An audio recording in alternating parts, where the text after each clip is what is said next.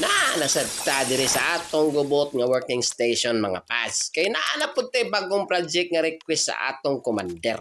So unsa ka ni atong gihimo mga pads? Sige naman na ninyo kakita si Mang Ben kating-kating gamit na iyang mga circular so ang daan-daan na ra ba. Pinapiyong-piyong di ra bagid mo gamit og iyahang mga para dili malagsit ka ng mata.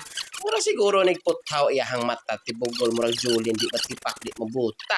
Pero inaani mga pads, na pod sa giputol. Kay bulungan na sa nga project. Unsa ba ka kini mga pads? Makita tara ni karon pagkahuman sa sundod ninyo nga video. Kay kanimo pa may pagsugod, di pa man ninyo makita kung sa forma, pero makita na ninyo mga pads.